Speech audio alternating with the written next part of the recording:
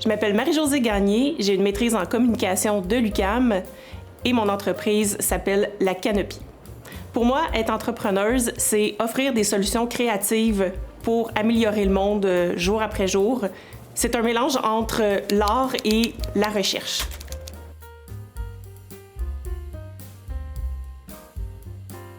La Canopy, c'est une entreprise qui se veut une plateforme pour aider les entrepreneurs du web à rayonner. Donc, j'offre des services d'accompagnement à la gamification de l'expérience client pour les entrepreneurs en ligne et j'offre aussi des groupes de co-développement professionnel. J'ai aussi un podcast sur lequel je reçois des entrepreneurs inspirants pour qu'ils puissent raconter leur histoire puis raconter leur perspective de l'entrepreneuriat.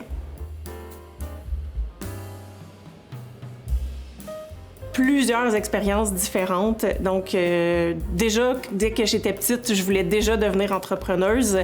J'ai démarré ma première vraie entreprise enregistrée à l'âge de 17 ans. Mais par la suite, je suis allée faire des études. J'ai fait une technique administrative en marketing. Ensuite, j'ai fait d'autres études qui ne sont pas du tout en entrepreneuriat ni dans le domaine où je suis. Mais j'ai terminé avec une maîtrise en communication.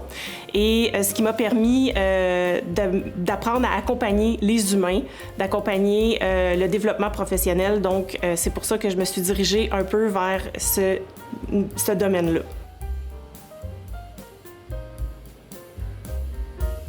Quand j'étais petite, je pensais que les entreprises, c'était des entités par défaut qui étaient là, comme ça, par défaut. Puis quand j'ai compris que n'importe qui avait une bonne idée pouvait partir une entreprise, bien, j'ai déjà eu l'étincelle de devenir entrepreneuse.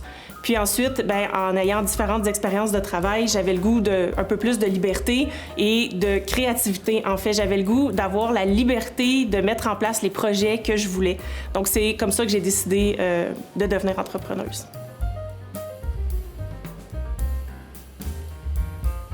J'ose espérer que j'aide les entrepreneurs du web à être motivés, à continuer de se développer tous les jours.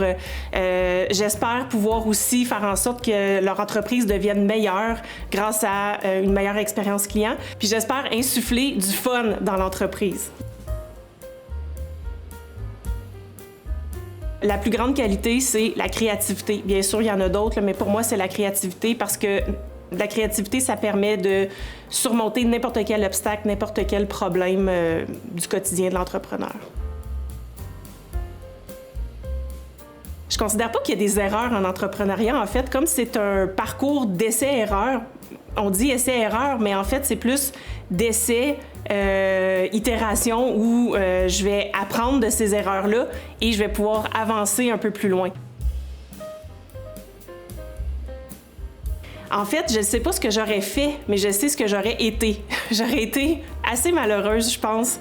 Je me serais sentie assez prisonnière d'un milieu où je ne peux pas exercer toute la créativité que je veux. Lance-toi même si tu n'es pas prête, parce que tu ne seras jamais prête, en fait. Donc, plus tu passes à l'action rapidement, plus tu es dans l'action, plus tu avances. La plus grande leçon que j'ai apprise, c'est que les objectifs qu'on se fixe, c'est arbitraire. Ça vient de nous seulement. Donc, ça ne veut pas dire qu'on les atteint pas, qu'on n'a pas notre raison d'être, puis que notre entreprise n'est pas pertinente. J'ai appris la rigueur intellectuelle, j'ai appris la pensée critique et surtout comment accompagner les personnes dans le développement de leurs compétences.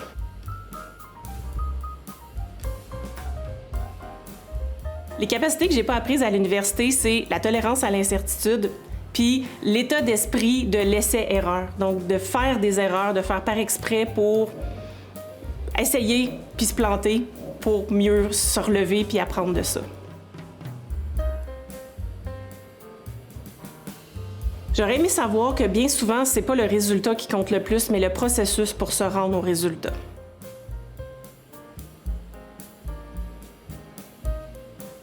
Ajoute un zéro de Alexandra Martel, qui est une entrepreneuse québécoise, qui parle du pricing de valeur.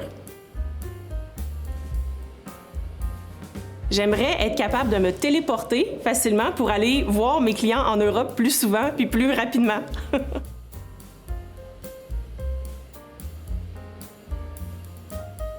organiser des événements parce que j'aime pas quand tout doit arriver à la seconde près, là.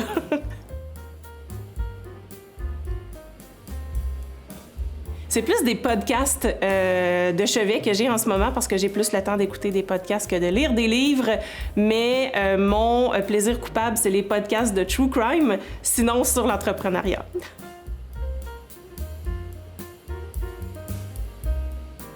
Bien sûr, puis j'espère qu'on peut le faire parce que c'est là où on peut se donner la liberté justement de prendre des vacances, puis quand on veut même, de ne pas être restreint là, dans les moments. Que c'est un parcours linéaire qu'on suit étape par étape pour arriver à nos fins. C'est pas ça du tout. Je pense qu'on place des éléments dans l'univers qui font en sorte que les choses arrivent. Donc, je ne crois pas tant que ça au hasard en entrepreneuriat. Des œufs bénédictines.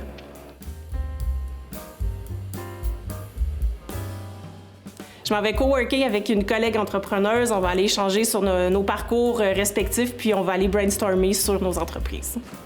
Bye!